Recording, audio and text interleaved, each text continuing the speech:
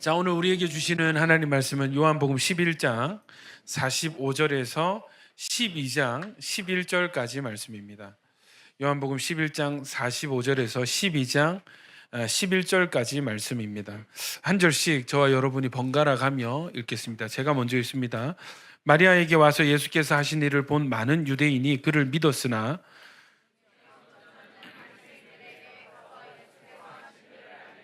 이에 대제사장들과 바리새인들이 공회를 모으고 이르되 이 사람이 많은 표적을 행하니 우리가 어떻게 하겠느냐.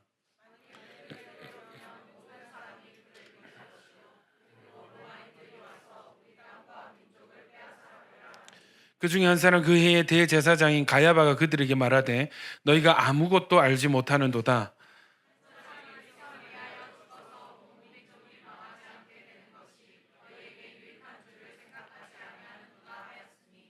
이 말은 스스로 함이 아니요 그 해의 대제사장이므로 예수께서 그 민족을 위하시고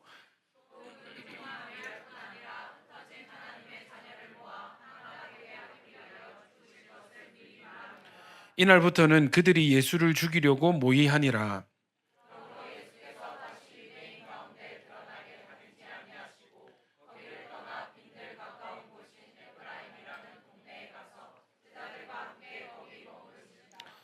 유대인의 유월절이 가까우면 많은 사람이 자기를 하기 위하여 유월절 전에 시골에서 예루살렘으로 올라갔더니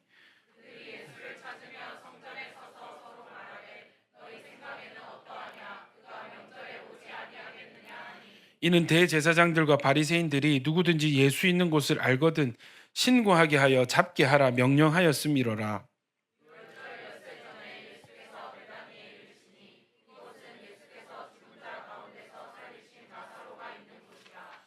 거기서 예수를 위하여 잔치할새 마르다는 일을 하고 나사로는 예수와 함께 앉은 자 중에 있더라.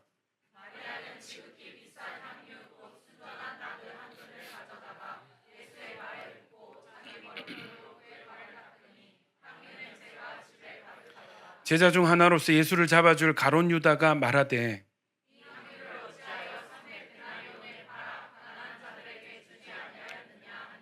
이렇게 말하면 가난한 자들을 생각함이 아니요 그는 도둑이라 돈계를 맞고 거기 넣는 것을 훔쳐가미러라.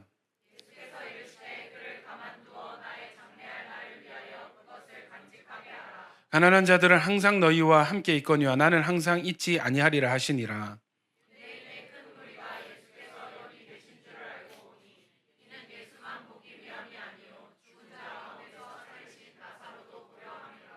대제사장들이 나사로까지 죽이려고 모의하니 많은 유대인이 가서 예수를 믿음이로라. 할렐루야. 예, 우리 지난주 말씀 기억나시죠? 그 나사로가 죽었습니다. 근데 예수님께서 나사로가 죽기 전에 아마 기별을 받았는데 이틀을 더 유하시고 이제 나사로가 죽었으니 잠들었으니 그에게로 가자. 예, 여러분 황당하지 않습니까? 그죠?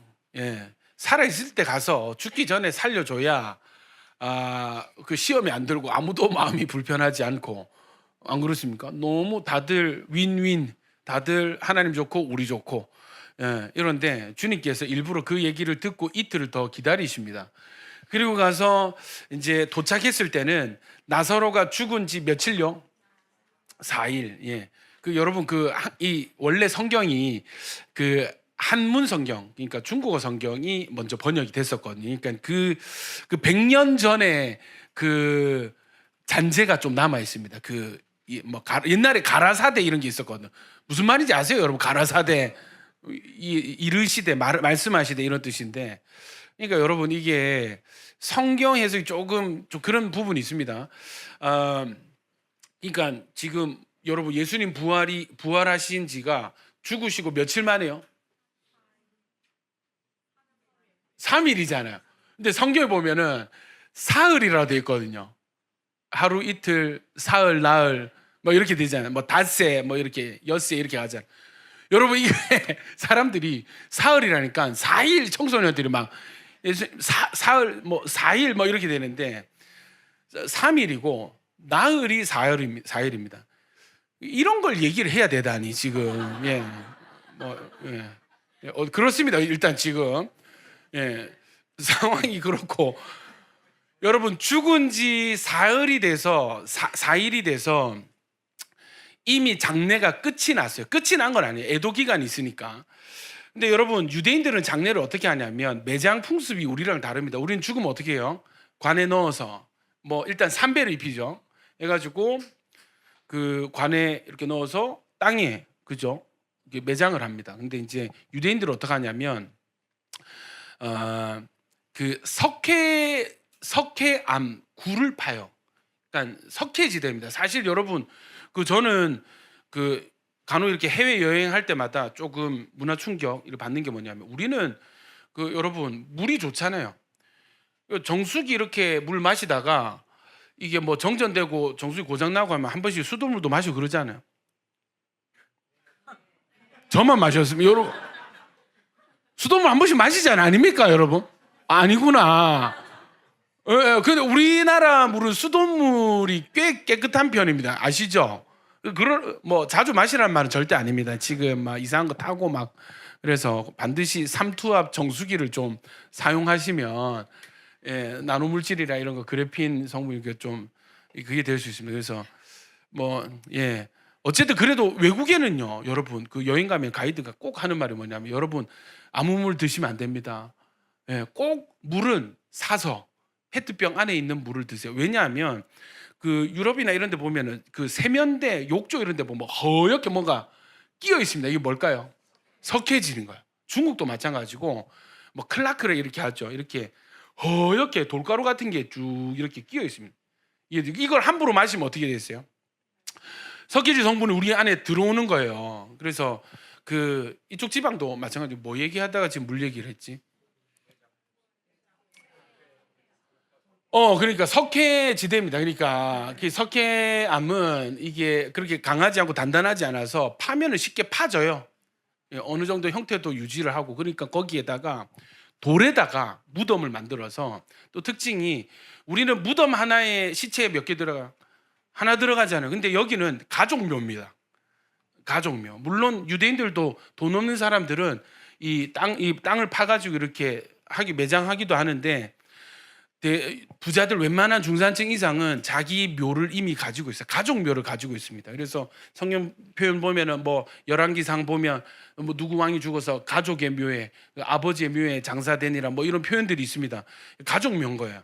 그리고 여러분 이 가족 묘가 있다는 것은 어느 정도 산다는 것입니다. 시편에 보면은 예수님이 죽어서 부자의 묘에 장사 지낼 것이 구약에 이미 예언이 되어져 있습니다. 여러분이 굴을 파가지고 거기에 이제 시체를 어떻게 하냐면 시체를 그 세마포 아시죠? 그러니까 면이에요, 면. 면으로 완전히 미라처럼 감쌉니다. 돌돌돌돌돌 해가지고 얼굴까지 이렇게 감싸가지고 이렇게 넣는데 어느 나라나 시체가 이제 사람이 죽으면 염을 하잖아요. 시체를 이제 소독하고 씻기고 이렇게 최대한 어떤 그게 있냐면 썩지 않도록 그리고 그 시체 썩는 냄새를 방지하기 위해서 염 처리를 하는데 그때 쓰는 게 뭐냐면 향유입니다. 향유. 그래서 부활 그 안식 후 첫날에 여자들이 무덤으로 갔잖아요. 이유가 뭐냐면 시체 염을 하려고 한 거예요. 그러니까 다시 향유를 바르고 최대한 좋은 향기가 나도록 이렇게 하려고 했는데 뭐라고 표현하냐면 도착했을 때 이미 나사로가 죽어서 시체에서 냄새가 난다 했습니다. 이게 무슨 냄새겠어요? 시체 썩는 냄새. 시체가 썩어가고 있었습니다. 이해되시죠? 근데 예수님이 어떻게 해요? 나사로야 나오라 했을 때 감싼 그대로 나왔다 했어요. 그러니까 어떻게 했어요? 묶여 있잖아. 강제 콩콩콩 뛰어서 나오는 거 이렇게. 그러니까 예수님이 뭐라 하냐면 풀어놓아 다니게 하라 이렇게 했습니다. 이 사건을 일으키셨을 때 많은 사람들이 믿으니라 라고 믿음으로 끝이 났단 말이에요. 아멘입니까? 자, 그런데 오늘 보십시오. 45절 한번 보십시다. 마리아에게 와서 예수께서 하신 일을 본 많은 유대인이 그를 믿었으나 그 중에 어떤 자는 바리새인들에게 누구에게 가서? 바리새인들에게 가서 예수께서 하신 일을 알리니라. 이거는 전도한 거예요, 고자질한 거예요? 하여튼 이런 좀 꼬름한 그 인간들이 몰래 가가지고 이렇게 예. 요렇게 합니다. 그러니까 이에 47절 보세요. 이에 대제사장들과 바리새인들이 공회를 모으고 이르되 이 사람이 많은 표적을 행하니 우리가 어떻게 하겠느냐. 여러분, 예수님이 오셔서 많은 표적을 행한다는 건 뭐냐면, 여러분, 유대인들은 기본적으로 구약 성경을 믿는 사람들입니다. 아멘이죠. 인정하시죠, 다. 특히 바리새인들은 율법 운동을 하는 거예요. 그러니까 우리나라로 치면 누구를 딱 대입을 하면 딱 적당하냐면 독립운동가들이에요. 바리새 운동이, 바리새파가 예수님 오시기 한 200년 전에 그 로마가 이스라엘을 점령했을 때 로마의 정책은 뭐예요? 헬레니즘 문화를 퍼뜨리는 거잖아요. 그러니까 유대교는 전제가 유일하신, 이게 소리가 좀 작은 것 같다. 여러분 소리 괜찮나요? 예, 저는 작습니다. 좀 올려주세요. 요걸 올려주는데 좀 이게 작게 들리니까 계속 이제 목을 더 쓰게 되고. 예, 여러분이 소중하지 않다 이 말이 아니고 제가 이게 작게 들리면, 예, 여러분 생각해 보십시오. 우리나라도 일제 치하에서 이 민족의 어를 지키기 위해서 어떻게 했어요? 한글 학회 뭐 이런 교육 운동이 있었잖아요. 정신적인 유산을 지켜나가야 된다. 그래서 이 독립운동하는 사람들이 무엇을 시작했냐면, 우리 민족은 하나님만 섬기는, 그리고 구약 말씀을 받은 민족, 그러니까 선민, 하나님의 택한 백성들이다. 이걸 지켜야 된다. 로마는 어떻게 해요? 아니다. 신은 많아. 로마 가면 여러분 엄청나게 많은 신전이 있습니다. 콜로세움을 보통 보러 가잖아요. 근데 여러분 콜로세움 그 경기장 앞에 서면은 주변이 전부 그리스 신전들입니다. 어마어마하게 많은 그 우상 숭배가 있었습니다. 그 콜로세움도 세워져 있고 신전들이 있던 그때 이스라엘 다스렸으니까, 얘네들은 헬레니즘, 그러니까 야, 신 많이 믿을수록 좋아, 일본처럼. 예, 그러니까 그게 막 들어오고 또 그런 사람들이 특権을 주고 이렇게 하니까 어떻게 됐어요? 이스라엘 민족들이 이 하나님의 말씀을 떠나게 되고 하나님을 믿기는 믿는데 어떻게 해요? 다른 신들도 믿는. 그러니까 역사적으로 여러분 창세 이래로 계속 사탄은 어떤 전략을 쓰냐면 우상 숭배 전략을 사용하고 있습니다. 지금도 마찬가지예요. 사탄은요, 우리가 하나님 섬기는 거를 막지 않아요. 잘 들어보십시오. 우리가 하나님 섬기는 것을 방해하지 않습니다. 무엇을 방해하냐면 하나님만 섬기는 것을 막고 있습니다. 그것을 방해하고 그것을 두려워합니다. 이해되십니까? 여러분 마지막 때 보십시오. 저는 교회 개수가 물론 이전보다 많이 줄었지만 여러분 그래도 교회들이 많이 존재할 거예요. 예수 믿는 사람들이 많이 있을 거예요. 그런데 누구를 보기 힘들어질 것 같냐 전망을 하냐면 하나님만 섬기는 자들을 찾기가 힘들어질 것입니다. 구원의 길은 오직 예수입니다 고백하는 자들의 수가 적어질 거예요. 여러분 우리는 예수만 섬기는 예수님의 자녀, 예수님의 백성 되어야 될 줄 믿습니다. 예수님 자녀는 아니고 하나님 자녀, 예수님의 백성. 할렐루야. 그래서 여러분 교묘하게 지금도 저 들어오시면서 보셨는지 모르겠는데 사랑의 교회에서 우편이 왔어요. 뭐냐면 올 하반기에 9월 10월쯤에 사랑의 교회에서 WEA 종교연합 뭐 복음운동 뭐 이렇게 하는데 사실은 뿌리가 다 WCC입니다, 여러분. 이해되시죠? 중동 지역에는 지금 어떤 건물이 세워졌냐면 뭡니까? 아브라함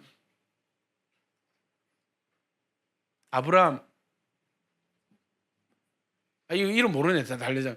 그 이름이 있습니다. 어떻게 되냐면 유대교, 기독교, 가톨릭, 그다음 이슬람 해서 우리는 다 아브라함의 후손들이다 해서 아브라함 신전 같은 이런 그걸 이미 세워져 있어요. 이해되세요? 그 검색하면 나올 거예요 아마. 저는 봤을 때 이미 그쪽으로 가고 있다. 마찬가지로 당시에도 예수님 오시기 당시에도 이스라엘 사람들이 자꾸 헬레니즘 문화에 젖어드니까 우상 숭배 문화에 익숙해지니까 이 바리새파라는 사람들이 일어나서 말씀 회복 운동, 율법 운동을 펼쳤어요. 다시 말씀으로 돌아가자. 율법을 지켜내자. 율법을 지키는 것이 우리의 정체성을 지키는 것이다. 성경을 알았을까요? 몰랐을까요? 너무 잘 알죠. 유대인들은 여러분 성인식 때 이미 모세오경을 달달 외웁니다. 바리새인들은 율법 운동하려면 본인들이 성경을 알아야 될까요? 몰라야 될까요? 많이 알아요. 말씀 박사들이요. 스스로도 그 말씀의 율법들 뭐 해라 이건 하지 마라 하는 것들을 613가지로 정리해서 그걸 지키려고 애를 쓰고 본인들도 지키는 것뿐만 아니라 다른 사람들도 율법을 지키도록 강요하는 말씀 교사 같은 역할을 했습니다. 그러니까 이게 처음에 이스라엘 사회에서는 좋은 사람들일까요? 나쁜 사람들일까요? 대단한 사람, 훌륭한 사람들이었어요. 그런데 여러분, 이 훌륭한 사람들이 예수님이 오셨을 때는 여러분 생각해 보세요. 성경을 그래도 한 번이라도 더 읽은 사람들이 예수님이 오셨을 때 예수님 잘 믿지 않을까? 우리 생각은 그렇잖아요. 이해되시죠? 기본적으로 구약 성경을 읽으면 약속이 뭐예요? 두문두문 계속 박혀 있는 게 내가 내 아들 보내줄게, 내가 한 사람 보내줄게, 여자의 후손이 너희 가서 사탄의 세력으로부터 너희를 구원해 줄 거야. 그가 메시아야, 그가 선지자야, 모세야 같은 엘리야 같은 사람이 있어. 보내줄 거야. 이런 보내주심에 대한 약속이 있습니다. 그래서 그 아이들 교육할 때 어떻게 교육합니까? 구약은 오실 예수님, 신약은 뭐예요? 오신 예수님. 성경의 끝은 무엇입니까? 다시 오실 예수님. 아멘입니까? 딱 이렇게 정리를 하면 된단 말이에요. 그러니까 누군가 온다, 하나님의 아들이 반드시 이 땅에 오실 것이다를 이미 알고 기다리던 사람들이었습니다. 근데 예수라는 사람이 나타나서 내가 바로 그 사람이다, 내가 하나님의 아들이다, 나에게 구원이 있고 생명이 있다, 내가 길이다, 이렇게 막 외치고 다니는 거예요. 말만 있었다면 믿지 않았겠죠. 그런데 말을 뒷받침하는 능력들이 나타납니다. 지금 여러분 요한복음 구조의 특징이 뭐냐면 21장까지인데 11장까지가 기적이 나타나고 나머지 절반이죠. 나머지는 전부 예수님의 예루살렘 입성하시고 십자가 고난에 집중되어 있습니다. 죽음과 부활에. 이해되세요? 그러니까 절반을 이 십자가에 다 할애를 했습니다. 그래서 기적들이 7가지 이렇게 소개가 되는데 갈수록 여러분이 38년 된 병자가 낫고 또 뭐예요? 태어나면서부터 소경이었던 사람을 다시 보게 하고, 그리고 마지막이 뭐예요? 죽은 나사로를 다시 살리시는 이 기적이 점점 더 강하게 세게 나타나지는 것입니다. 아멘입니까? 여러분, 만약에 동일 형제가 가다가 넘어져서 죽었어. 이제 그래가지고 허잇 해가지고 살아나라 이렇게 해가지고 벌떡 일어났습니다. 그거를 막 사람들이 다 본 거야. 그래가지고 영상 찍어가지고 인스타 올리고 스레드 올리고, 그죠? 우리 바로 현우 시켜가지고 영상 만들어가지고 막 유튜브 올리겠죠. 예, 죽었다가 살아나는 법 이래가지고 썰 좀 푼다 이렇게 하면서 막 동현이 간증시키고 막 이렇게 하지 않겠습니까? 그러면 어떻게 되겠어요, 여러분? 개척 끝나는 거예요. 바로 건물 사는 겁니다. 이해되십니까? 이거 성공하지 않겠어요? 이 정도 기적이 일어나면, 솔직히 기도해주고 감기만 나와도 아이고 할렐루야 아멘 우리는 그렇잖아요. 죽은 사람 살아나고 소경이 눈을 뜨고 이런 기적이 나타나면은 목회 끝난 거 아니야, 그죠?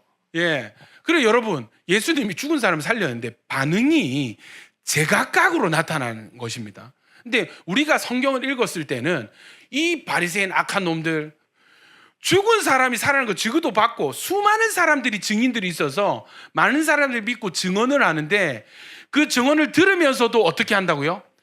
안 믿으면 오케이. 그 의심 많아가지고 사실 마가도, 예수님 제자 마가도 예수님 부활했다 하니까 안 믿었잖아요. 그러니까 의심이 있을 수 있어요. 사람은 자기가 직접 보고 경험한 거 아니면 잘 믿지 않거든요. 의심이 많아서. 그러니까 의심하고 에이 이렇게 할 수는 있는데, 자 보십시오. 재밌는 게 있습니다. 47절 있습니다. 시작. 이에 대제사장들과 바리새인들이 공회를 모으고 이르되 이 사람이 많은 표적을 행하니 우리가 어떻게 하냐. 자 보십시오. 표적을 부인하는 게 아니에요. 이 사람이 일으킨 표적은 다 짜고 치는 것이다. 나사로가 죽은 척 했다가 사실은 숨 참고 있다가 막 살아난 척하고 뿅뿅뿅뿅 이렇게 걸어 나온 거다. 이거 다 연기다. 믿으면 안 된다. 이렇게 하면은 납득이 되잖아요. 근데 바리새인들도 뭐를 인정하고 있어요? 지금 이 사람을 통해서 표적들이 어떻게 많이 일어나, 많은 표적을 행하는 것을 알고 인정하고 있어요. 이해되십니까? 이건 팩트예요. 이거는 사실이에요. 누가 봐도 사실인 걸 본인들도 인정하고 있습니다. 그런데 어떻게 해요? 우리가 어떻게 하겠느냐? 믿겠다라는 말이 아니라 우리가 이 상황을 어떻게 처리하면 좋겠느냐 이렇게 얘기를 하고 있습니다. 48절 보십시오. 만일 그를 이대로 두면 모든 사람이 그를 믿을 것이요. 지금 일어나고 있는 일이죠. 그리고 그거를 감지하고 있습니다. 야, 이거 두다가는 다 믿겠다. 다 믿겠다. 그리고 로마인들이 와서 우리의 땅과 민족을 빼앗아 가리라. 무슨 말이에요? 여러분, 이 사람들도 이 사람이 예수님이 메시아인 것을 사람들이 이대로 두면 다 믿을 것 같다. 그럼 사람들이 결집이 되겠죠. 이해되시죠? 무리가 생기겠죠. 근데 이 사람들의 마음은 어디에 있어요? 사람들의 회복에 있습니까? 나라의 회복에 있습니까? 나라의 독립. 이해되시죠? 그리고 자신들의 기득권입니다. 그러면 어떻게 돼요? 로마인들이 와서 너희가 결집했어? 너희가 모였어? 어떻게 돼요? 반란이야. 와서 어떻게 제압하겠죠. 그럼 나라가 어떻게 되겠어요? 완전히 망하는 것입니다. 그걸 걱정하는 거예요. 근데 여러분 생각해 보세요. 그 바리새인들이 어떻게 일어난 사람들이랬어요? 하나님을 그냥 유일신 하나님을 섬기기 위해서, 유일신 하나님을 잘 믿는 백성으로 남기 위해서 율법 운동했던 사람들이고 스스로도 율법을 지키는 사람들인데, 그러면 그 이 율법이 말하고 있는 것이 하나님이 아들을 보내주실 것이다, 한 사람이 반드시 올 것이다, 이거였는데, 그럼 그 사람이 나타났고 표적을 행하면 어떻게 해야 될까요?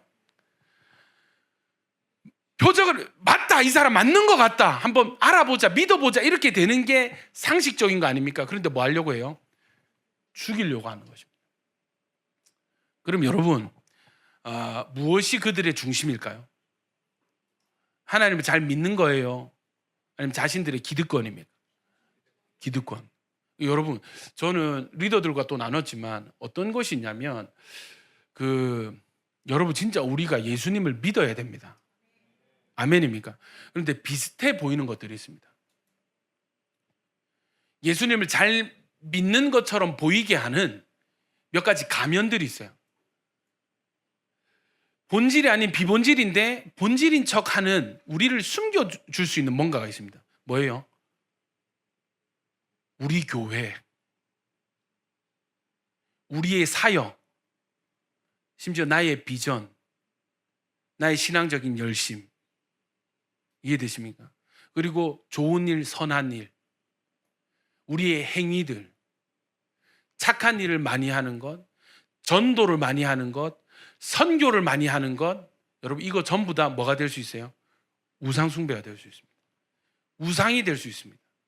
그래서 뭔가 열심히 하는 것 같은데 느낌이 이상해. 열매가 좀 이상해. 뭐예요? 교회 안에서 우상 숭배하는 거예요. 여러분, 신앙의 대상은 오직 유일하신 참 하나님이 되어야 됩니다. 예수님을 믿어야 삽니다. 아멘입니다. 우리의 사랑의 대상은 예수님입니다. 근데 여러분, 이게 뒤집힐 때가 있어요. 예수님을 사랑해서 우리가 서로를 사랑하는데, 여러분, 우리가 서로 사랑한다고 해서 예수님을 사랑하는 거 아니거든요. 왜 내가 나와 다른 이 사람들을 사랑하고 용납하고 받아들여야 되는가? 왜 내가 얼굴도 모르고 이름도 모르는 그들에게 내가 왜 나의 선함을 베풀어야 되는가? 나의 호의를 베풀어야 되는가? 여러분, 베푸는 그 자체가 목적이 아니고 뭐예요? 주님을 사랑하니까 착한 일을 하게 되고, 내가 왜 내 원수들을 용서해요? 용서하는 것 자체가 목적이 아니라니까요. 뭐예요? 사랑하니까 용서할 힘이 생기는 거예요. 아멘이죠. 여러분, 우리가 왜 전도합니까? 왜 선교합니까? 전도해야 돼. 전도 하나님 하랬습니다. 전도해야 됩니다. 맞는 것 같은데 뭔가 뉘앙스가 좀 달라요. 뭔가 빠져있는 느낌이에요. 무엇이에요? 이제 사랑하기 때문에 하는 전도와 전도 자체가 목적이 된 전도는 다르다는 거예요.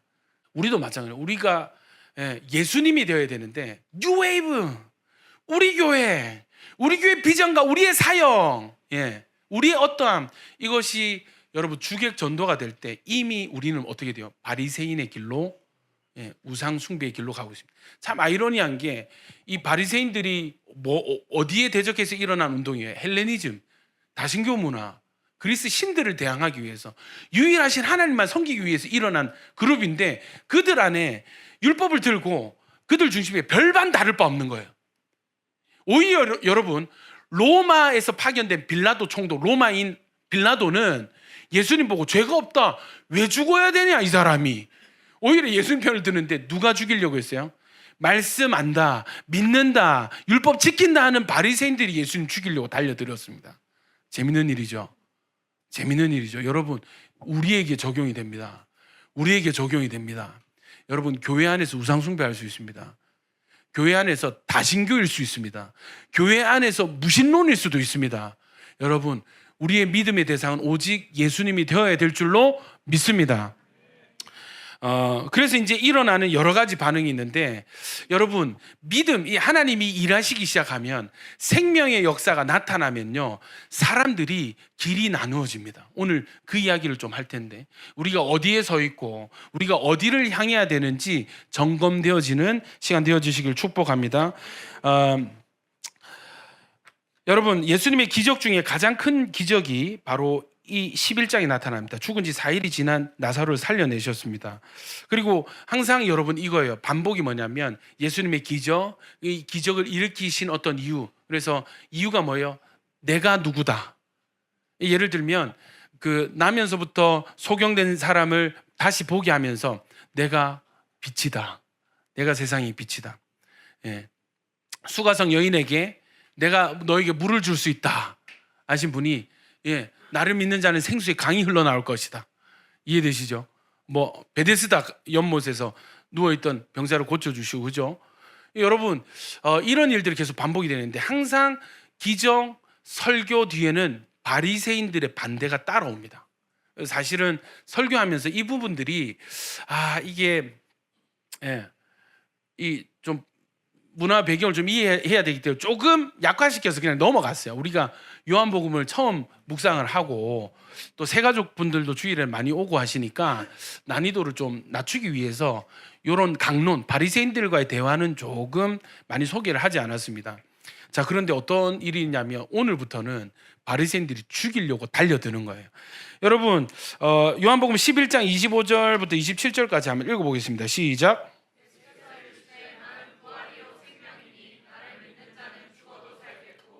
무릇 살아서 나를 믿는 자는 영원히 죽지 않. 이르되 주여 그래하여 주는 그리스도시도 내가 믿나이다 했습니다.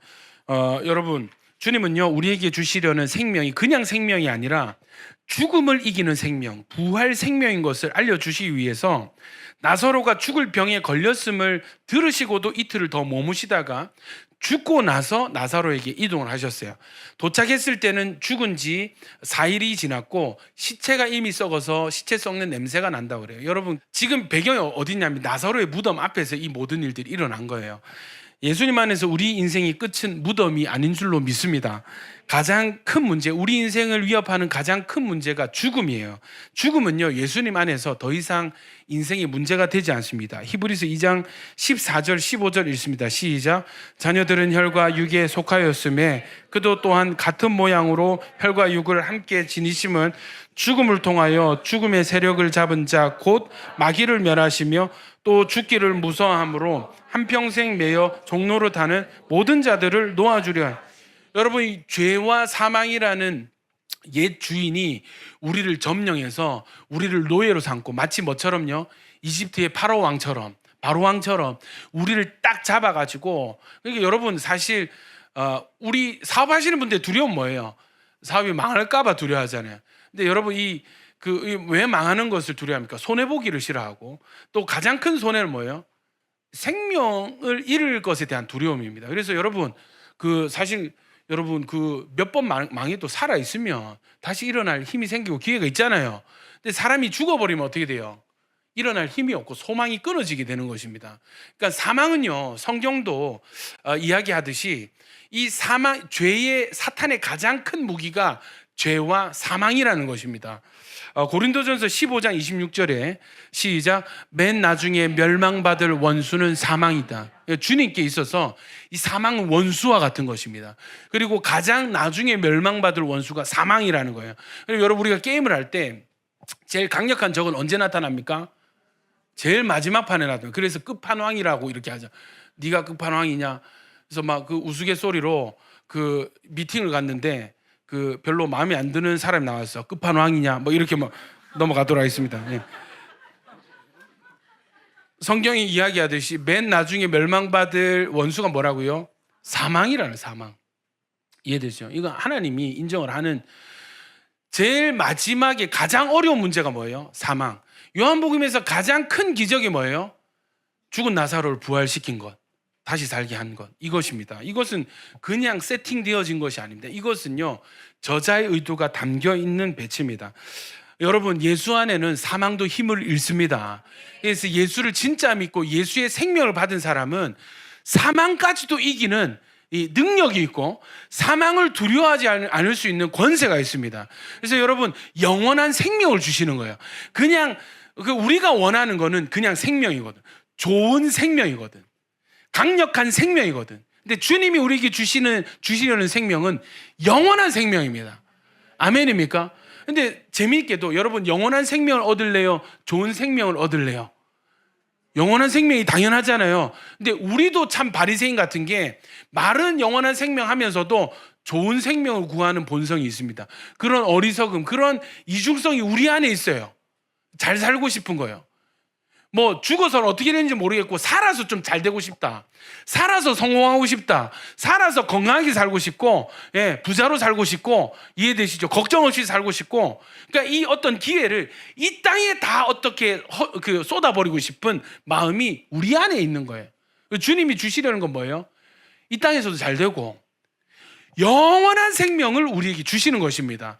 이것이 언제 증명이 되냐면, 살아있을 증명이 되지 않고 죽어야 다시 살리는 생명이라는 것이 죽었을 때야 증명이 되는 거예요. 아멘이시죠? 이거 살아있는데 너 안 죽을 거야, 너 죽음이 끝이 아니야, 느낌이 없거든. 근데 죽었을 때 다시 살리시고, 나는 부활이고 생명이다, 나를 믿는 자는 죽어도 다시 살고 살아서 믿는 자는 영원히 죽지 않는다. 할렐루야. 이 예수님이 우리 마음에 들어올까 안 들어올까요? 들어오게 되어지는 것입니다. 믿어지게 되는 것입니다. 여러분, 마르다도 마리아도 이것을 알지 못할 때는 절망 가운데서 흐느껴 울고 있었습니다. 예수님을 믿지만 마음 한구석에는 예수님에 대한 원망하는 마음이 있었습니다. 이건 뭐예요? 믿음의 상태가 아니라는 거예요. 적당히 믿는 상태. 예수님 능력을 행하시죠, 선지자시죠. 주님이 살아 계셨을 때 주님이 계셨더라면 우리 오빠가 죽지 않았을 것입니다. 주님을 한계 지어버리는 것입니다. 근데 여러분 보면은 우리도 다 이런 단계들이 있습니다. 아무리 주님이고 아무리 교회 다녀도 이 문제를 하나님이 어떻게 해결하시나. 이해되세요? 누가 그러더라고, 이거 결국 내가 해결해야 되는 거 아닙니까? 예. 하나님이, 그 말은 반대로 얘기하면 하나님이라도 이 문제를 어떻게 하실 거냐 이거지.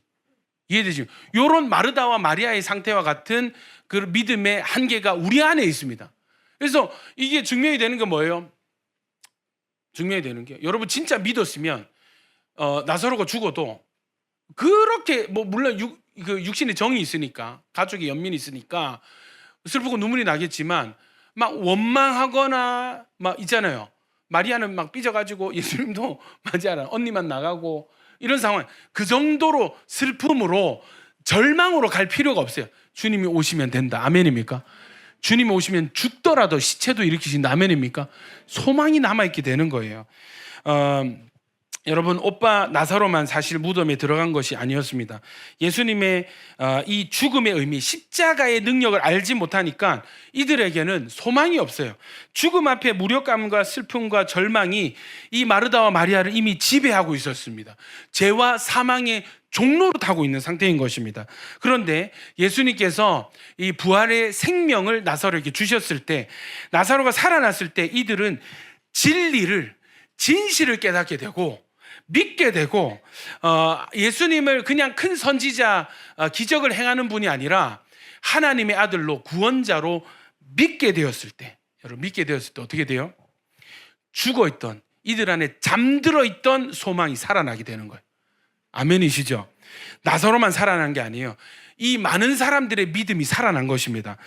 여러분, 극적인 믿음의 반전에 일어나는 곳이 항상 우리가 생각할 때 천국에서, 보좌 앞에서, 교회에서 이해되십니까? 뭐 전도의 현장, 선교의 현장, 뭐 착한 일을 할 때, 순종할 때 당연히 하나님 거기에 기적을 일으키십니다. 그런데 여러분, 아이러니하게도 하나님의 반전의 역사는 무덤 한가운데서도 일어나더라는 것입니다. 그리고 언제나 하나님의 이 결론과 목적은 모든 상황의 변화, 모든 반전, 모든 응답의 목적이 무엇인가? 믿음이라는 거예요. 아멘이죠. 하나님의 목적은 여러분의 성공이 아닙니다. 아, 회사가 어려워. 기도했어요. 하나님이 대출을 트여주셨어. 막 주문이 막 폭발하기 시작해. 이런 기도했더니 하나님이 이렇게 응답을 해주셨다. 이게 뭐냐면 너 잘 먹고 잘 살아라. 네가 행복하니 나도 행복하다. 이게 아니라는 거예요. 항상 주님의 응답의 목적은 뭐라고요? 믿음이라는 것입니다. 어려움을 주시는 목적도 믿음이고 기도를 들어주시는 목적도 믿음이라는 거예요. 아멘입니까? 왜냐하면 기도의 응답은 우리 일시적인 기쁨과 일시적인 행복을 보장하지만 여러분, 믿음은 우리에게 영원한 생명을 주는 것입니다. 여러분, 하나님은 이 저주 같아 보이는 상황을 통해서 항상 최고의 축복을 선물하시는 분이십니다. 죽음을 가지고 영광을 나타내시고 죽음 가운데 주시는 그 생명이 그냥 생명이 아니라 부활 생명인 것을 증명해 주십니다. 왜요? 왜 하나님은 우리의 믿음을 위해서 일하시는가? 하나님의 구원은 믿을 때 주어지기 때문입니다. 우리가 하나님을 믿을 때에, 믿음이 있을 때 우리에게 생명을 주십니다. 그래서 요한복음의 기록 목적이 이와 같다는 거예요. 20장 30절 31절 시작. 예수께서 제자들 앞에서 다른 표적도 많이 행하셨습니다. 하나님의 아들 그리스도이심을 믿게 하려 하며 또 너희를 믿고 그 이름을 힘입어 생명을. 여러분, 이 말씀을 읽으면 여러분 두 가지 반응이 있습니다. 안 믿는 사람 한번 믿어볼까? 뭐 이런 생각이 들겠죠. 그런데 누가 소외가 돼 있냐면 이미 믿는다. 나는 모태신앙이에요. 교회 오래 어릴 때부터 다녔어요. 우리 부모님 다 교회 다녀요. 우리 집안에 목사님 있어요. 저는 3대입니다. 4대입니다. 이런 사람들이 자기는 믿음이 있다 생각하고 넘어가는 거예요. 마르다와 마리아가 되는 것입니다. 이해되십니까? 영원한 생명의 믿음이 되어지시기를 축복합니다. 그러니까 여러분, 이미 믿는 사람들도 뭐예요? 예수께서 하나님 아들 그리스도이심을 믿게 하려 하시는 거예요. 하나님은 믿음이다, 믿으면 된다, 믿음으로 나오너라 이렇게 하는데 믿는데요. 믿고 있다니까요. 저는 잘 믿습니다. 이러면 어떻게 돼요? 답이 없는 거예요. 믿고 그 이름을 힘입을 때 생명을 얻게 하신다고 하셨습니다. 요한복음 3장 15절 17절 시작. 이는 그를 믿는 자마다 영생을 얻게 하려 하십니다. 하나님이 세상을 이처럼 사랑하사 독생자를 주셨으니 이는 그를 믿는 자마다 멸망하지 않고 영생을 얻게 하려 하심이라. 하나님이 그 아들을 세상에 보내신 것은 세상을 심판하려 하심이 아니요 그로 말미암아 세상이 구원을 받게 하려 하심이라. 아멘입니까? 주님이 그냥 생명을 주면 되는데 여러분, 반드시 중간에 뭐예요? 바로 하나님이 아니고 누구? 예수님을 거치게 하셨습니다. 그냥 하나님 알아서 살려주고 생명 주면 되지 왜 또 자꾸 뭐를 하라고요? 중간 단계가 믿음을 거쳐야 된다는, 이 예수를 믿을 때 생명을 주신다는 거예요. 여러분, 좀 거추장스럽지 않습니까? 하나님 전능하신 하나님, 우리를 사랑하신 하나님 왜 자꾸 예수님을 보내시고 예수님을 증거하시고 왜 자꾸 예수를 믿어라, 믿으면 생명을 준다, 왜 그러시는가? 우리는 죄인이기 때문입니다. 우리는 백지 상태가 아닙니다. 우리는 반역자요, 시꺼먼 사람들이에요. 지옥과 마땅한 사람들입니다. 멸망받아도 아무 할 말 없는 사람들입니다. 근데 여러분, 하나님께 나아가고 영원한 생명을 얻기 위해서는 반드시 어떤 문제요? 죄 문제가 해결이 되어야만 하나님께 나아갈 수가 있어요. 여러분, 회복되기 원하시죠? 그런데 또 문제가 뭐예요? 우리는 영생을 원하지 않는다니까요. 생명을 원하지 않는다니까요. 누가 영원한 생명에 대한 후회를 누가 언제 하냐면 곧 죽을 사람이 죽기 직전에 이것. 그래서 여러분, 그 김건희 회장이 맞습니까?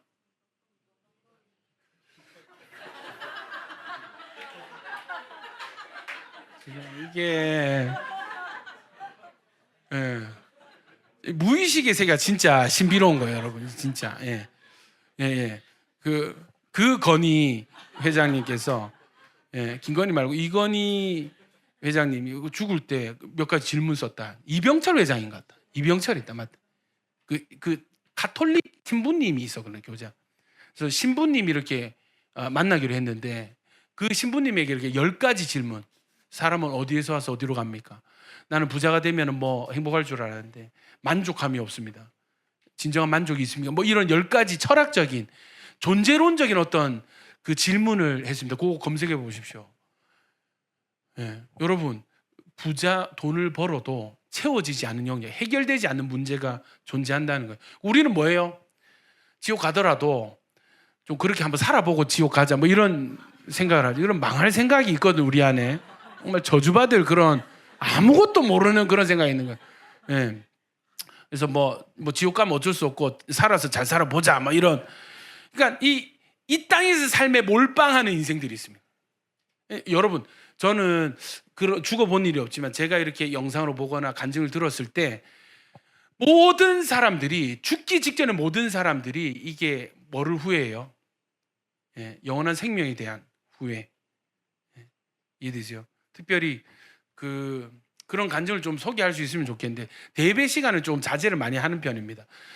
죽기 직전에 있잖아요. 막 불치병에 걸려가지고 생가서 막 혼수 상태 왔다가 들어왔다가 스위치 꺼졌다가 들어왔다가 하는 분들 해가지고 야, 예수님 만났다, 지옥 갔다 왔다, 막 이런 얘기를 하는 걸 들어보면 저는 실제 죽음 이후에 영원한 세계가 있다고 믿습니다.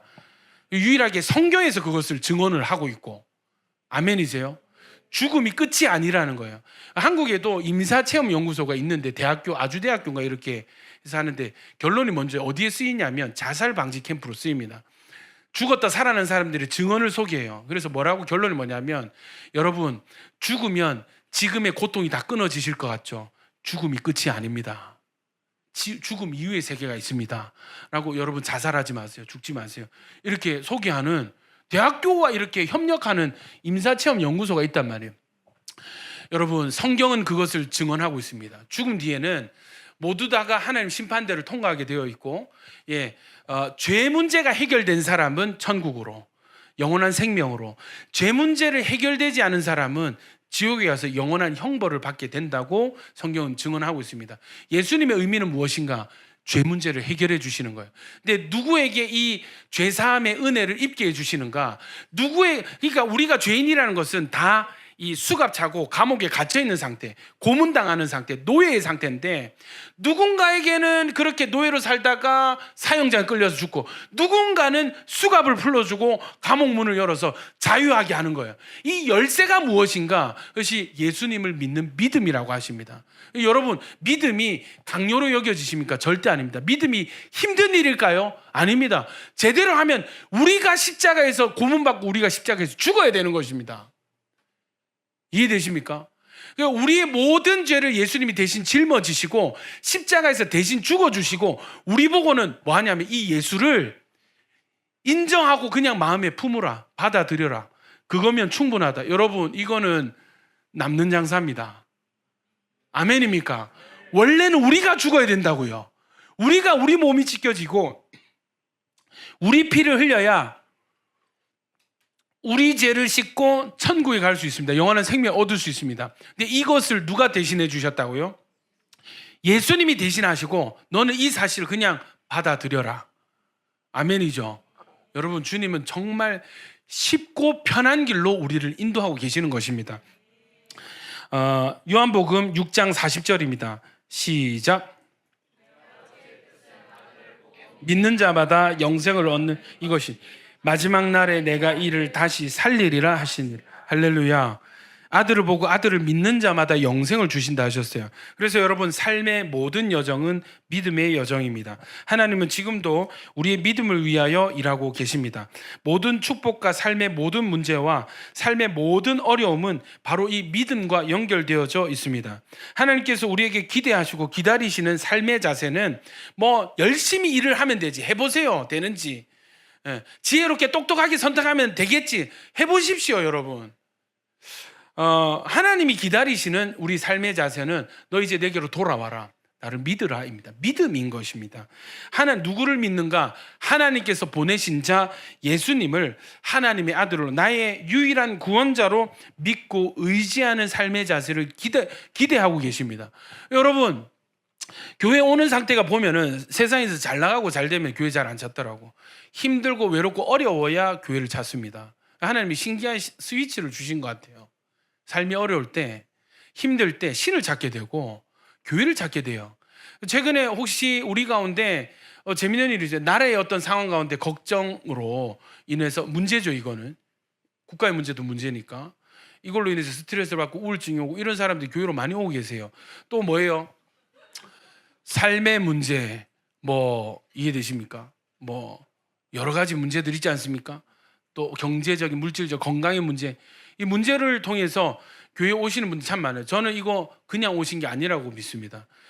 모든 삶의 문제는 무엇과 연결되어져 있다고요? 믿음인 거예요. 그 문제를 통해서 하나님은 믿음으로 지금 인도하고 계시는 것입니다. 아멘입니까? 그러니까 나사로의 죽음, 한 가장의 죽음이라는 것은 마르다와 마리아에게는 사형선과 같아요. 왜냐하면 당시에 유대 사회에서는 여자는 일을 할 수 없습니다. 오빠가 죽었죠. 이제 가난해지는 것은 당연하고 집안이 가세가 기울은 것이고 이들을 보호해줄 가장이 없어진 것이고 부모님이 죽은 것과 마찬가지예요. 고아가 된 거예요. 이 문제를 통해서 이들이 누구를 믿게 된 것입니까? 예수님을 믿게 되었죠. 여러분, 우리도 마찬가지예요. 최근에 교회 오신 여러분들, 문제가 아닐 수 있습니다. 문제가 오히려 표지판이 될 수 있고 길이 될 수 있다는 것입니다. 무덤에서 부활 생명을 얻은 것처럼 문제를 통해서 영원한 생명을 주시는 믿음을 얻게 하려 하시는 것이 여러분을 향한 하나님의 뜻이라고요. 아멘이죠. 그냥 여러분이 뭐가 은혜냐면, 뭐가 축복이냐면 계속 적당히 잘 되는 거야. 적당히 잘 살아지는 거예요. 그래서 하나님을 찾을 이유도 없고 교회 나갈 이유도 없는 거예요. 여러분, 제일 불쌍한 인생입니다. 화끈하게 한번 넘어져보고 망해보고 어려워가지고 주님을 찾을 때 여러분, 하나님 그 문제뿐만 아니라 우리의 영원한 생명도 주시는 하나님이십니다.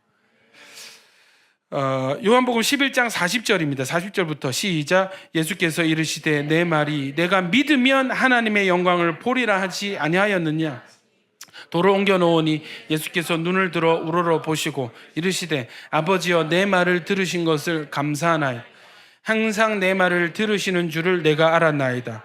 그러나 이 말씀 하옵는 것은 둘러선 무리를 위함이니 곧 아버지께서 나를 보내신 것을 그들로 믿게 하려 함이니이다. 이 말씀을 하시고 큰 소리로 나사로야 나오라 부르시니 죽은 자가 수족을 배로 동인채로 나오는데 그 얼굴은 수건에 쌓였더라. 예수께서 이르시되 풀어놓아 다니게 하라. 예수님이 갑자기 서서 큰 소리로 통성기도 하십니다. 뭐라고요? 하나님, 항상 내 기도를 들으시고 응답해 주셔서 감사합니다. 항상 내 말을 들으시는 줄을 내가 알았나이다. 이 기도를 하는 것은 왜 지금 바로 나사로야 나오라 이렇게 하면 되잖아요. 아버지, 내 기도를 들어주셔서 감사합니다. 하나님을 아버지라 부릅니다. 그러면은 이 뒤에 나사로 나오라 했을 때 나사로 살아나면은 뭐가 증명이 되는 거예요? 예수님이 하나님의 아들이시고 하나님이 보낸 자시다. 그리고 앞서 기도한 대로 하나님은 이분의 기도를 항상 무조건 다 들어주신다. 뭐예요? 믿음인 거죠. 이 말을 사람들에게 들려주신 이유는 뭐예요? 그들로, 보십시오. 42절입니다. 아버지께서 나를 보내신 것을, 예수님이 하나님이신 것을, 예수님이 그리스도이신 것을 그들로 뭐하게 하려 함이라? 믿게 하려고. 말과 표적이 세트가 되어서 이 표적이 말씀을 증거하고 말씀이 표적을 나타내는, 아멘이십니까? 그래서 결론은 뭐예요? 예수는 그리스도. 예수는 해결입니다. 예수는 우리 인생의 모든 문제의 해답입니다. 요한복음 20장 31절, 믿음이란 무엇인지 한번 보겠습니다. 시작. 오직 이것을 기록함은 너희로 예수께서 믿게 하려 함이요 또 너희로 믿고 그 이름을 힘입어 생명을 얻게 하려 함이니라. 여러분 20장 31절에 너희로 믿고 그 이름을 힘입어 생명을 얻게 하려 함이라 했습니다. 여러분 우리가 받은 생명은요, 믿을 때 선물로 주신 생명입니다. 우리가 우리에게 생명을 불어넣는 것이 아니라, 우리가 우리 삶의 문제를 해결하는 것이 아니라 예수님의 이름을 힘입어 받은 생명이라는 거예요. 삶의 방식, 이 라이프 스타일이 완전히 바뀌어지겠죠. 우리 대학생들이 많은데, 여러분 당분간 여러분은 어떤 여정이 있을 거냐면 잘 안 될 겁니다. 저주하는 게 아니고 잘 안 돼요. 내 힘으로 이렇게 계산하고 요때 요렇게 노크를 하면 문이 열리겠지, 요렇게 계산해서 요렇게 하면 요렇게 되겠지. 여러분 이런 것들이 실패의 데이터가 누적이 될 것입니다. 그래야만 뭐를 깨닫냐면 내 인생이지만 내 마음대로 안 되는구나, 내 힘으로 안 되는구나를 철저하게 깨닫게 하시는 여정이 보통 20대에서 30대, 한국의 경우 이때 주어집니다. 삶의 모든 여정은 무엇으로 어디로 인도하신다고요? 믿음의 세계로 인도하시는 거예요. 이거 없이는 여러분 믿음이 열려지지 않더라니까요. 이해되십니까? 그렇다고 하나님이 여러분을 저주하시느냐, 미워하시느냐? 절대 그렇지 않습니다. 더 좋은 것을 주시기 위해서 하나님 우리를 광야 가운데로 인도하시는 것이에요. 아멘이시죠? 여러분 시체가, 이 죽어있는 나사로가 자기를 살릴 수 있어요? 이 믿음을 믿게 하려고, 영원한 생명을 주려고 내가 이것을 말하고 이것을 행한다 하셨잖아요. 근데 여러분 보십시오. 나사로 입장이 되어 보십시다. 나사로가 죽었어요. 손가락 하나 까딱할 수 있습니까? 자리에서 일어날 수 있습니까? 아무것도 할 수 없습니다. 스스로 숨을 쉴 수 있습니까? 숨도 스스로 못 쉽니다. 여러분 신비가 뭐예요? 우리는 사실 매일매일 기적을, 하나님의 기적을, 하나님 주시는 생명의 기적을 체험하고 있거든요. 생각해 보세요. 여러분이 잠이 드셨을 때, 우리 의식이 꺼졌을 때, 여러분 그때도 우리가 노력하지 않아도 뭐예요? 우리의 심장이 뛰고 있고 우리의 폐가 움직이고 있는 거예요. 호흡하고 있는 거예요. 내 힘으로 할 수 있다고요? 내 힘으로 사는 인생이라고요? 내가 하면 된다고요? 하나님 오케이, 전부 다 너희 삶에 허락되어진 일반 은혜, 일반적인 은총까지도 내가 다 거두어 가겠다. 바로 죽습니다. 이 지구상에 산소가 공급이 되지 않고 우리의 심장이 멈추고 우리의 폐가 움직이지 않는 거예요. 그게 뭐예요? 죽음입니다. 여러분 일반 은총과 특별 은총이 있잖아요.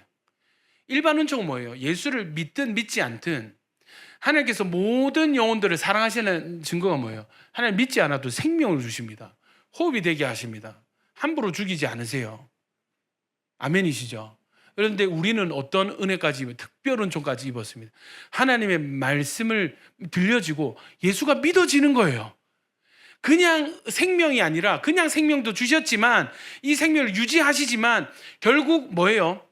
더 좋은 생명을 우리에게 주시려고, 그러나 이것은 그냥 되지 않기 때문에 믿음의 길로 우리를 인도하시는 것입니다. 그래서 여러분 목자가 온 것은 양으로 생명을 얻게 하고 더 풍성히 얻게 하려 함이라 했습니다. 할렐루야. 더 풍성한 생명을 여는 이 열쇠는 믿음이라는 것이죠. 여러분 완전히 죽어있는 시체와 같이 아무것도 할 수 없는, 죄로 인해 완전히 망하고 죽은 우리들을 아무것도 할 수 없을 때, 스스로 구원할 수 없을 때 예수님이 살려주신 것입니다.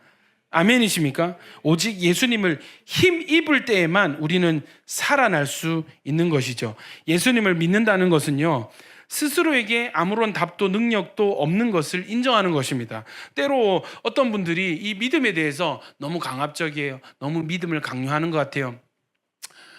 여러분 이거는 믿음의 속성을 몰라서 그래요. 믿음이 무엇인지 몰라서 그래요. 이해되세요? 여러분 아기가 찬장에 있는 컵을 꺼내려고 이렇게 하는데 키가 작아.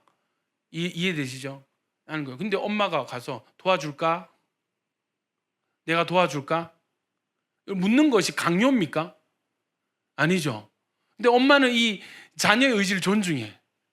언제 움직이냐면, 언제 도와주냐면, 도와주세요. 나는 못해요. 나는 키가 작아요. 닿지 않아요. 엄마 도와주세요 했을 때 엄마가 큰 키로 이렇게 열어서 컵을 꺼내주세요. 컵만 주겠어요? 물도 해서 이렇게 해가지고 챙기지 않겠습니까? 여러분, 예수 믿으세요라는 말은 여러분, 우리 인생은 우리 스스로 우리 인생의 문제를 해결할 힘이 없습니다. 우리는 반드시 예수님을 의지해야만 됩니다. 우리는 하나님이 필요한 존재들입니다. 이것을 말하는 것입니다. 아멘이시죠? 그러니까 어린아이가 엄마 나는 키가 작아요, 나는 이거 닿지 않아요 하는 것이 이게 억지가 아니고 강요하는 것이 아니라 그 사실을 인정하는 거예요. 여러분, 예수님께서 바꿔 말하면 예수 믿으세요 하는 것은 그만큼이나 내가 너를 도와주고 싶다, 내가 너를 살려주고 싶다, 내가 너를 회복시켜주고 싶다라는 주님의 강력한 의지가 담긴 그 말이 나를 믿는 자는 죽어도 살겠고. 아멘이십니까? 그래서 여러분, 예수님을 믿는다는 것은 예수 믿습니다 이게 아니, 예수 하면 다 지옥 가라 이게 아니고, 예수님 믿습니다라는 말은 뭐예요? 하나님, 나는 내 힘으로는 아무것도 할 수 없는 나는 죄인입니다. 현재 나에게는 구원이 없습니다. 답이 없습니다. 오직 그러나 하나님이신 예수님께서는 모든 문제를 해결하실 수 있습니다. 나에게 생명을 주실 수 있는 분은 오직 주님이십니다. 아멘이십니까? 이것을 인정하는 것이 믿는다는 것의 의미인 것입니다. 그래서 이거는요, 전적으로 요청하는 것이고 또 전적으로 하나님 앞에 항복하는 것입니다. 하나님, 요렇게도 해보고 저렇게도 해봤는데요, 저는 안 됩니다. 저는 죄인입니다. 저는 주님이 필요한 존재입니다. 아멘이죠. 근데 여러분, 이게 얼마나 어려운지, 이 항복선언이 얼마나 어려운지, 누가 하나 죽었다 살아나야 이게 바뀌어지는 거예요. 기본이 뭐예요? 다 뭐예요? 우리 안에 바리새인이 있어서 나는 믿습니다, 난 잘 믿습니다, 나는 할 수 있습니다, 나는 이렇게 살았습니다, 나는 이거 지키고 있습니다. 다 이 자신의 근거가 있는 거예요. 자기 힘을 남겨두는 거예요. 여러분, 이 믿음이 참 우리가 십자가 달리지 않는다는 의미에서, 죄의 대가를 우리가 지불하지 않는다는 의미에서 참 쉬운 길인데, 이 우리의 존재를 깨닫지 못한다는 데 있어서 이 눈이 가려진 상태에서 믿잖아요. 그러니까 여기에서 더 깊은 믿음으로 들어가기가 너무 힘이 드는 거예요. 그래서 여러분, 하나님은 광야로 인도하시는 거예요. 이 스스로를 증명하게 하시는 거예요. 나사로를 죽였다 살리시는 건 뭐예요? 너 안에 생명 없다, 이거를 깨닫게 하시는 여정인 것입니다. 아멘이십니까? 저주가 아니라 여정인 거예요. 이게 망한 게 아니라 믿음인 거예요. 아멘입니까? 어떤 사람은요, 한 번 망하고 항복하는 분이 계시고, 어떤 사람은 두 번, 세 번까지도 버티고 견디는 분들이 계십니다. 개인차가 다 있더라고요. 어떤 사람은 조금만 쳐도 바짝 엎드리는 사람들이 있고, 어떤 사람은 응급실 들어갔다 나와야 이게 깨지는 분들이 다, 여러분, 이 돌의 경도와 강도가 다 다르시더라고. 여러분이 돌이라는 게 아니고 돌같이 굳은 마음이라 했잖아요. 이해되십니까? 이게 누군 톡 건드려도 빠바박 깨지는 사람이 있고, 아무리 해머로 두들겨도 있잖아요, 버티는 사람들이 있더라고. 여러분, 깨어지는 게 은혜입니다. 부서지는 게 은혜입니다. 우리가 부서졌을 때 건축자의 버린 돌을 하나님은 건축물의 모퉁이 돌로 만드십니다. 아멘이시죠? 여러분, 우리는 인정할 수밖에 없습니다. 삶의 여러 가지 상황 중에 내가 아무리 발악을 해도 예수님 없는 우리는 천천히 부패되어져 가는 시체에 불과한 존재구나. 나는 시체와 같이 내 인생은 아무런 소망이 없는 인생이구나. 여러분, 소망은 시체 안에 없었어요. 생명의 근원은 하나님으로부터 시작이 됩니다. 이것을 보여주시기 위해서 아담도 시체와 같았던 때를 보여주세요. 흙으로 먼저 지으시고, 그러나 이 상태를 살았다 하지 아시고 그 코에 생기를 불어넣으실 때 살아있는 생명이 된지라 했습니다. 이스라엘이 우상숭배로 완전히 망했잖아요. 죽은 상태가 된 거예요. 그런데 여러분, 이것을 어떻게 살리시느냐, 어떻게 살리실 것을 이 예고를 하시느냐, 에스겔 선지자를 골짜기로 데려가가지고 환상을 보여주시는 거예요. 수많은 마른 뼈들 위에 보게 하시고, 죽은 지 오래된 시체들이죠. 말씀을 대언하니까 막 뼈들이 맞춰지고 살이 돋아오르면서 사람 형체가 되는데, 한 번 더 생기를 대언하라, 생기야 들어가라 하니까 막 바람이 들어가면서 일어나 서는데 하나님이 극히 큰 군대더라 했습니다. 내가 이것처럼 이스라엘을 다시 살릴 것이다. 내가 이것처럼 너희 망가진 인생을 다시 세울 것이다. 아멘입니까? 보여주시는 거예요. 여러분, 무엇입니까? 하나님으로부터 생기가 우리 안에 들어올 때에 우리가 살아나게 되는 것입니다. 구원도 마찬가지입니다. 아무것도 할 수 없는 우리들을 하나님이 살려주셨다는 거예요. 믿음은 하나님에 대한, 우리를 살리려고 애를 쓰시고 아들을 죽이시는 이 하나님에 대한 우리의 반응인 것입니다. 또 우리 자신에 대한 인정인 거예요. 우리의 약함을 인정하고 우리의 무기력함을 인정할 때, 그리고 하나님의 능력과 죄인들을 향한 하나님의 사랑을 의지할 때 우리는 살아날 수 있고, 우리 인생은 그때로부터 믿음으로부터 다시 태어나서 믿음이라는 새로운 출발선 위에서 다시 설 수 있게 되어지시는 것입니다. 여러분, 자신감이 아니라 믿음입니다. 나는 뭐든지 다 할 수 있어, 이게 아니라는 거예요. 주님, 나는 할 수 없으나 주님은 하실 수 있습니다. 주님이 나와 함께 하시면, 내가 주님과 함께라면 그 누구도 두렵지 않습니다. 나는 무엇이든 할 수 있습니다. 이것이 믿음인 거예요. 인간적인 자신감과 여러분이 인간적인 어떤 죄성으로 물든 이 교만이 아니라 믿음이 되어야 되는 거예요. 아멘이죠. 이 믿음은 뭐를 수반해요? 겸손을 수반합니다. 믿음이 뭐랬어요? 하나님에 대한 인정과 자기 자신에 대한 인정이라니까요. 아멘입니까? 전능하신 하나님에 대한 인정과 무기력한 나에 대한 인정이 믿음인 거예요. 그래서 여러분, 진짜 믿음은 겸손이 따라옵니다. 하나님의 은혜를 기다리고 겸손하게 하나님 도우심을 기다리고, 내가 내 생각대로 막 내가 살아서 내 아이디어대로 이렇게 하는 것이 아니라 기도하게 되고 듣게 되고 그 음성에, 그 명령에 순종하게 되는 거예요. 답은 우리에게 없다. 나보다 하나님이 더 정확하시다. 아멘입니까? 하나님께 순종하면 무조건 복을 받는다. 할렐루야. 여러분, 믿음의 담대함은, 이거 말씀을 마무리하겠습니다. 믿음의 담대함은 이것입니다. 히브리서 4장 14절부터 16절까지 시작. 그러므로 우리에게 큰 대제사장이 계시니 승천하시는 이 곧 하나님의 아들 예수시라. 우리가 믿는 도리를 굳게 잡을지어다. 우리에게 있는 대제사장은 우리의 연약함을 동정하지 못하실 이가 아니오 모든 일에 우리와 똑같이 시험을 받으신 이로되 죄는 없으시니라. 그러므로 우리는 긍휼하심을 받고 때를 따라 돕는 은혜를 얻기 위하여 은혜의 보좌 앞에 담대히 나아갈 것이니라. 할렐루야. 할렐루야. 여러분, 여러 가지 상황들이 있으시죠?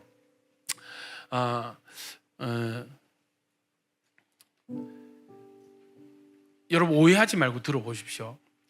아마 그 어려운 상황은 어느 정도 지속이 될 것입니다. 저는 여러분이 잘 되는 게 제 목회의 기쁨이에요. 언제가 제일 기쁘냐면, 목사님 이런 문제가 있었는데 이렇게 기도해서 이렇게 순종했더니 하나님 이렇게 응답해 주셨습니다. 그래서 저는 여러분, 이건 도파민의 몇만 배 되는 여러분 기쁨이 있습니다. 여러분이 간증 들을 때가 좋습니다. 신방할 때 여러분 간증 들을 때가 너무 기쁨이 돼요. 목사님, 저는 최근에 저의 나약함을 깨달았습니다. 저의 죄성을 깨달았습니다. 예. 여러분, 간증 들을 때가 여러분이 이 예수에 대한 믿음과 연결되는 소리들이 있어요. 이해되십니까? 여러분이 이 절망의 자리, 무덤의 자리에서 시체였던 우리가 살아나고 무덤 밖으로 나오는 그 소리들이 있다고요. 그 향기가 있습니다. 사실 오늘 말씀을 다 전한 게 아니에요. 지금 여러분, 제 설교문 6페이지입니다. 기적이 일어나고 있습니다. 여러분, 오늘 설교문은 12페이지까지인데 이야, 왜? 1시간을 더 있으면 좋겠는데, 주여. 뒤에 뭐가 나오냐면, 주님이 이제 이 베다니 집에, 베다니 이 문둥병 이 시몬의 집에 있을 때 나사로가 있어요. 마르다는 역시나 일을 하고 있습니다. 일 좋아한다, 그죠, 마르다. 예, 근데 마르다가 변했어요. 예, 항변이 없습니다. 억울함이 없습니다. 피해 의식이 없습니다. 묵묵히 주님의 식사를 준비합니다. 근데 또 마리아는 이해되죠? 마리아 제가 봤을 때 INFP인 것 같아요. 즉흥적이고 무슨 생각하는지 모르겠고 돌발 행동을 많이 하고, 갑자기 마리아가 뭐를 들고 오냐면 순전한 향유, 비싼 값비싼 나드 향유. 이게 저 보니까 300ml 정도 되는 호리병이 이렇게 담겨진 기름인데, 이게 히말라야 산맥에서 이렇게 추출되는 어떤 그 나오는 자생하는 스파이크 나드라는 그 허브가 있습니다. 요거를 짜가지고, 이 식물 자체가 귀하고 이스라엘에 안 나는 수입품이기 때문에 엄청 비싸대요. 이걸 갖다가 주님 발에 깨트려 가지고, 깨트렸다는 게 뭐냐면 이게 여러분 조금씩 증발하잖아요. 기름이 양이 줄면은 이거는 손해거든요. 무게 단위로 이렇게 하는데, 이해되시죠? 그래서 어떻게 하냐면 입구를 막습니다. 밀랍으로 봉인을 합니다. 이걸 쓰려면 어떻게 해야 돼요? 입구를 깨트려야 돼요. 이해되시죠? 쓰고 나니 다시 밀랍 봉인해야 됩니다. 이 병을 완전히 깨트려 가지고 주님 발에 적십니다. 여러분, 이 베다니 지역에 얼마 전까지 성경은 시체 냄새가 나는 곳이랬어요. 어떻게 됩니까? 믿음으로 연결된 뒤에 순전한 나드, 향유의 냄새가 온 집안에 가득하게 되는 거예요. 할렐루야. 여러분, 주님이 하십니다. 주님이 바꾸십니다. 시체 냄새 나는 무덤 속에서 썩어가는 우리 인생을 끄집어내셔서 향기로 채우십니다. 뭐라고 하세요? 너희는 그리스도의 향기니라. 할렐루야. 내가 냄새를 풍기는 게 아니야. 내 앞내 향수다. 막 이게 아니야. 야, 내 몸에서 좋은 냄새, 이게 아니야. 뿌리고 이게 아닌 거예요. 주님이 우리를 향기로 바꾸시는 거예요. 아멘입니까? 내가 어떻게 할 수 있는 인생이 아닙니다. 이걸 깨닫기 위해서는 무덤에 한번 들어갔다 나와야 됩니다. 죽었다 살아야 돼. 그걸 봐야 믿는 거예요. 사랑하는 성도 여러분, 아마 열심히 기도해도 지금 겪고 있는 어려움의 문제는 한동안 지속될 가능성이 높습니다. 저는 여러분 잘 되기를 바랍니다. 믿으시죠? 지금 그 문제 있잖아요. 내 삶에 찾아온 이 무덤이라는 문제, 사망이라는 문제, 당장 해결 안 될 가능성이 높아요. 왜요? 주님은 문제 해결 자체가 목표가 아니라 문제를 넘어서 영원한 생명으로 우리를 인도하고 계십니다. 그래서 여러분, 믿음을 계속 주시는, 너 나 믿니? 여러분, 나는 할 수 있습니다. 주님 필요 없습니다. 그런데 예수님 믿어요. 이 말이 양립할 수 없는 것처럼 예수님을 믿으려면 우리의 약함을 인정해야 돼요. 우리의 무기력함을 인정해야만 하는 것입니다. 나의 시체됨, 나의 소망 없음을 인정해야 하나님이 소망을 주시는 것입니다. 여러분, 인생의 한기를 마음껏 누리십시오. 부딪히고 또 부딪히세요. 그래서 여러분, 깨닫는 것이 은혜입니다. 나는 시체입니다. 나는 할 수 없습니다. 내게는 답이 없습니다. 주님, 제발 나를 도와주십시오. 나를 살려주십시오. 여러분, 그것이 생명을 얻고 더욱 풍성히 얻는 유일한 길인 줄 믿습니다. 그래서 우리 다시 한번 히브리서 4장 말씀을 선포하고 기도할 텐데, 시작. 그러므로 우리에게 큰 대제사장이 계시니 승천하시는 이 곧 하나님의 아들 예수시라. 우리가 믿는 도리를 굳게 잡을지어다. 우리에게 있는 대제사장은 우리의 연약함을 동정하지 못하실 이가 아니요 모든 일에 우리와 똑같이 시험을 받으신 이로되 죄는 없으시니라. 그러므로 우리는 긍휼하심을 받고 때를 따라 돕는 은혜를 얻기 위하여 은혜의 보좌 앞에 담대히 나아갈 것이니라. 할렐루야. 여러분, 하나님의 긍휼하심을 받으십시오. 때를 따라 돕는 은혜를 하나님께 얻으십시오.